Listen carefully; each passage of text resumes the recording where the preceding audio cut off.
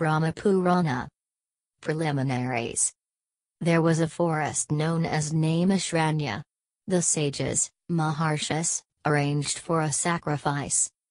Yajna, in this forest, and the ceremony went on for 12 years. Naimishranya forest was a wonderful place to arrange sacrifices in. The climate was pleasant. There were trees full of flowers and fruit. There were no shortage of food in the forest, and animals, birds and sages lived there happily. Many sages came to attend the sacrifice that had been arranged in Naimishranya. With them was Ramaharshana, alternatively Lamaharshana, Vedavyasa's disciple. Vedavyasa had instructed this disciple of his in the knowledge of the Puranas. The assembled sages worshipped the learned Ramaharshana and said, "Please tell us the stories of the Puranas. Who created the universe, who is its preserver, and who will destroy it? Please instruct us in all these mysteries." Ramaharshana replied, "Many years ago, Daksha and other sages had asked Brahma these very questions. I have learnt about Brahma's replies from my guru teacher, Vedavyasa. I will relate to you what I know.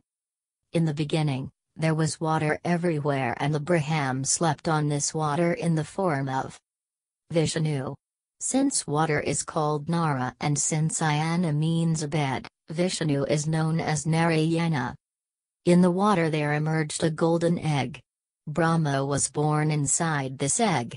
Since he created himself, he is called Svayambhu, born, Bhu, by himself, Svayam. For 1 whole year, Brahma lived inside the egg. He then split the egg into 2 and created heaven and the earth from the 2 parts of the egg. Skies, directions, time, language and senses were created in both heaven and earth. From the powers of his mind, Brahma gave birth to 7 great sages. Their names were Marichi, Atri, Angira, Pulastya, Pulaha, Kratu, and Vashishta. Brahma also created the god Rudra and the sage Sanatkumara. More creation. To continue with the process of creation, Brahma gave birth to a man and a woman from his own body. The man was named Svayambhuvamanu and the woman was named Shatarupa. Humans are descended from Manu. That is why they are known as Manava. Manu and Shatarupa had 3 sons named Vira, Pryavarata, and Uttanapada. Uttanapada's son was the great Dhruva. Dhruva performed very difficult meditation, tapasya, for 3,000 divine years. Brahma was so pleased at this that he granted Dhruva an eternal place in the sky, near the constellation Saptarshi or the 7 sages. This is the constellation Ursa Majoris and Dhruva is the pole star. In Dhruva's line there was a king named Prakanavarhi. Prakanavarhi had 10 sons, known as the Prashadas. These Prashadas were supposed to look after the world and rule over it, but they were not interested in such mundane matters. They went off instead to perform tapasya under the ocean. The tapasya went on for 10,000 years. The upshot was that the earth had no ruler and began to suffer. People started to die and thick forests sprouted everywhere. So thick were the forests that even the winds could not blow. News of this catastrophe reached the Prashadas. They were furious with the trees and created wind, Vayu, and fire, Agni, from their mouths. The wind dried up the trees and the fire burnt them, so that there were very few trees left on earth. Everyone were alarmed at the effects of the Prashadas' anger. The moon god Soma, or Chandra, came to the Prashadas with a beautiful woman and said, "Prashadas, please control your anger. You need someone to rule over the world so that you can concentrate on your tapasya." This woman is named Marisha. Her son will rule over the world. The Prashetas agreed to this proposal and Daksha was born. The word Praja means subject and the word Pati means master. Since Daksha ruled over the world and its subjects, Daksha came to be known as Prajapati. The sages interrupted Maha-Purana. They said, "Sage, we are completely confused. We have heard that Daksha was born from Brahma's toe. And yet you have told us that Daksha was the son of the Prashetas. How is this possible?" Maha-Purana replied, "There is no reason for bewilderment. Many Dakshas have been born to rule over the world. One was born from Brahma's toe, yet another was the son of the Prashetas. Daksha's offspring. Daksha's wife was named Asikli and Asikli gave birth to 5,000 sons. They were known as the Haryashvas. The Haryashvas were destined to rule over the world. But the sage Narada went to the Haryashvas and said, "How can you rule over the world if you don't even know what the world looks like? Are you familiar with its geography and its limits? First find out about these things, before you contemplate ruling over the world." The Haryashvas went off to explore the world and never returned. Daksha and Asikli then had another 1,000 sons who were named the Shaivalashvas. Narada told them what he had told the Haryashvas, and the Shaivalashvas also went off to explore the world and never returned. Daksha and Asikli were distressed that their children should disappear in this manner. Daksha blamed Narada for the instigation and proposed to kill him. But Brahma intervened and persuaded Daksha to control his anger. Daksha agreed to do, provided his conditions were met. "Brahma must marry my daughter Priya," he said. "And Narada must be born as Priya's son." These conditions were accepted. In fact, Daksha and Asikli had 60 daughters. Elsewhere, the Brahma Purana mentions 50 daughters, 10 of these daughters were married to the god Dharma and 13 to the sage Kashyapa. 27 daughters were married to Soma or Chandra. The remaining daughters were married to the sages Arishtanmai, Vayu, Andrasa, and Krishashva. The 10 daughters who were married to the god Dharma were named Arundhati, Vasu, Yami, Lamba, Banyu, Maratvati, Sankalpa, Murta, Satya and Vishva. Arundhati's children were the objects, Vishaya, of the world. Vasu's children were the 8 gods known as the Vasas. Their names were Apa, Dhruva, Soma, Dara, Salila, Anala, Pratyusha, and Prabhasa. Anala's son was Kumara. Because Kumara was brought up by goddesses known as the Kritikas, he came to be called Kartikeya. Prabhasa's son was Vishvakarma. Vishvakarma was skilled in architecture and the making of jewelry. He became the architect of the Devas. Sadhya's children were the gods known as Sadhyadvas, and Vishva's children were the gods known as Vishvadervas. The 27 daughters of Daksha who were married to Soma are known as the Nakshatras, stars. As you have already been told, Kashyapa married 13 of Daksha's daughters. Their names were Aditi, Diti, Danu, Arishta, Sarasa, Kasa, Surabhi, Vinata, Tamra, Kradavasha, Ila, Kadru, and Muni. Aditi's sons were the 12 gods known as the Adityas. Their names were Vishnu, Shakra, Aryama, Datta, Vyata, Dvashta, Pusha, Vivasvana, Savita, Mitravaruna, Amsha, and Bhaga. Diti's sons were the Daityas, demons. They were named Ranyaksha and Ranyakashipu, and Amongst their descendants were several other powerful deities like Bali and Banajura. Diti also had a daughter named Simika who was married to a Danava, demon, named Viprashiti. Their offsprings were terrible demons like Vatapi, Namachi, Ilvala, Maricha and the Navatakavachas. The 100 sons of Danu came to be known as Danavas. The Danavas were thus cousins to the Daityas and also to the Adityas. In the Danava line were born demons like the Pulamas and Kalakas. Arishta's sons were the Gandharvas, singers of heaven. Sarasa gave birth to the snakes, Sarpa.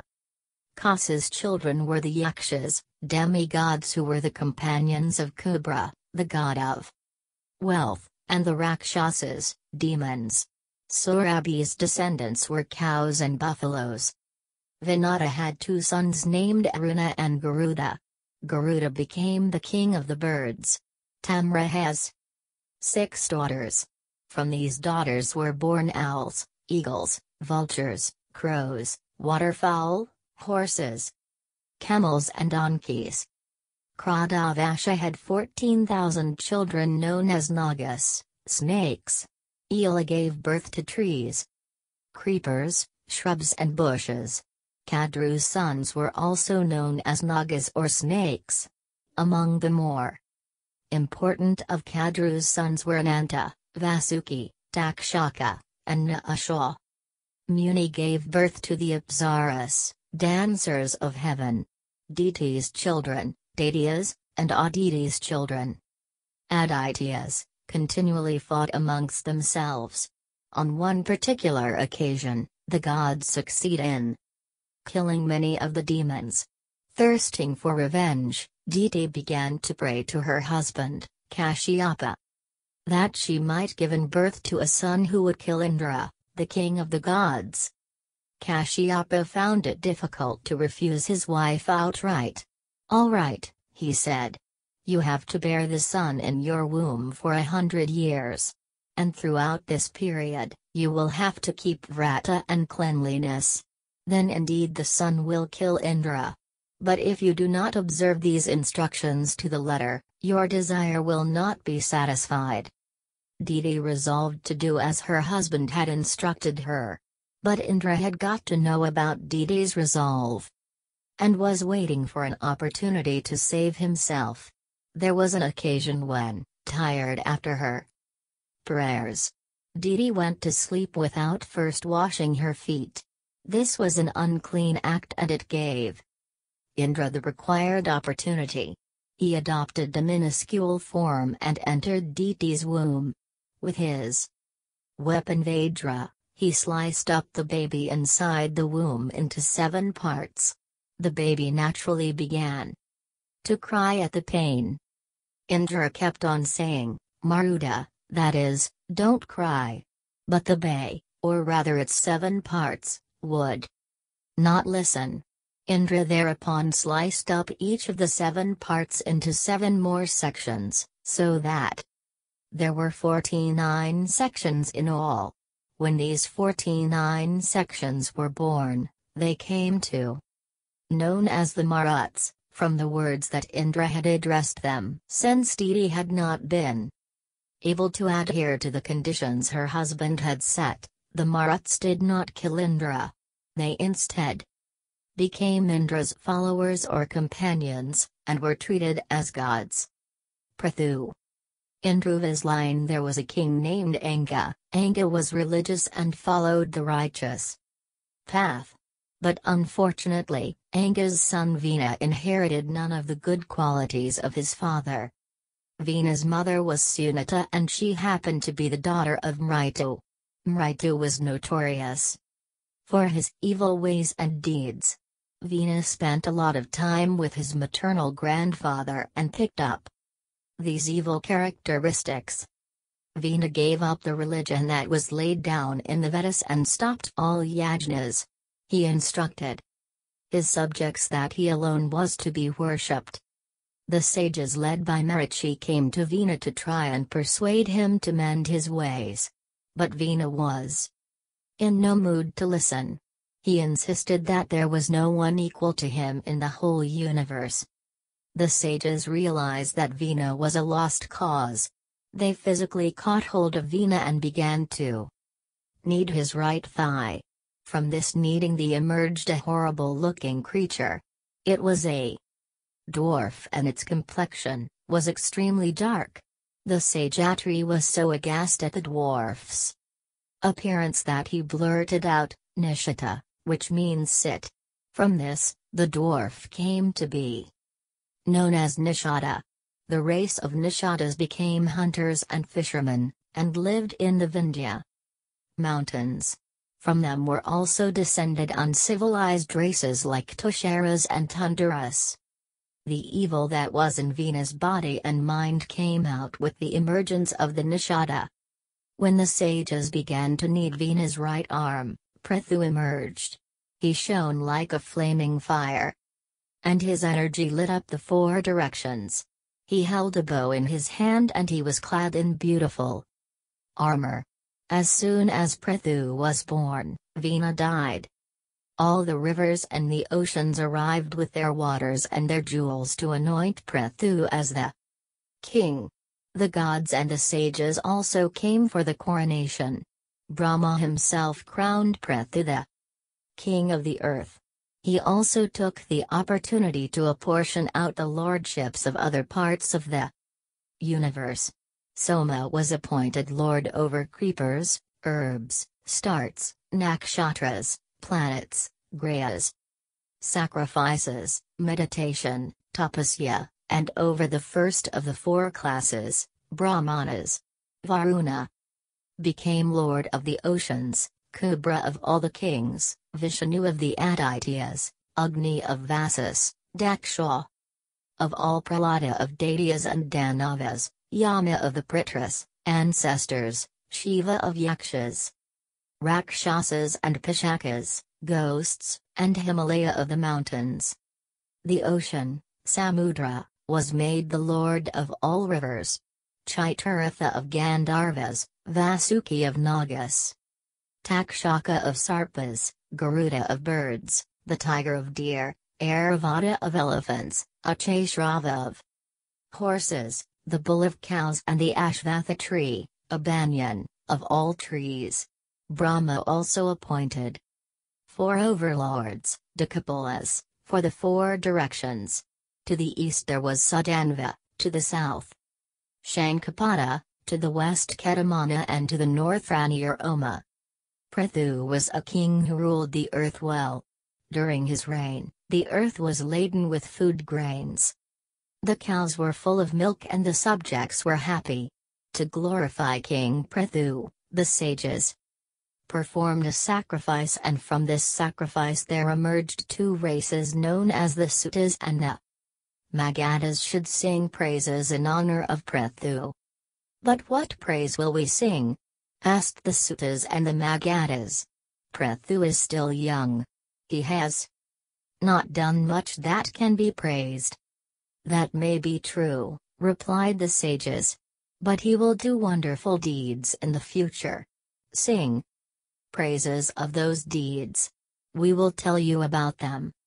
Having learned of these future deeds from the sages, the Sutas and the Magadhas began to compose songs and chant praises in honor of Prithu. These stories were related throughout the earth. Some of Prithu's subjects heard these stories and came to see Prithu. King, they said, we have heard of your great deeds, but we find it difficult to make a living. Please indicate to us our habitations on earth, and tell us where we may be able to get the food we need for subsistence. King Prithu picked up his bow and arrow. He decided to kill the earth, since the earth was not yielding food grains to his subjects. The earth adopted the form of a cow and began to flee. But wherever the earth went, Prithu followed with his bow and arrow. He followed the earth to the heaven and to the underworld. Finally, in desperation, the earth started to pray to Prithu. King, she said, please control your anger. I am a woman. Killing me will only mean a sin for you. Besides, what purpose will killing me serve? Your subjects will then be without a place to live in. There must be some other way of ensuring that your subjects can make a living. The earth then herself offered a solution, and King Prithu did her bidding. With his bow, he leveled out the earth. The plains could now be used for villages and cities and for agriculture and animal husbandry. The plains could now be used for villages and cities and for agriculture and animal husbandry. The mountains were gathered together in select places, instead of being littered over whole earth. Earlier, Prithu's subjects had lived off fruits and roots. Now Prithu milked the earth, in her form of a cow, and obtained the seeds of food grains on which people could live. Because of Prithu's deeds, the earth came to be known as Prithivi.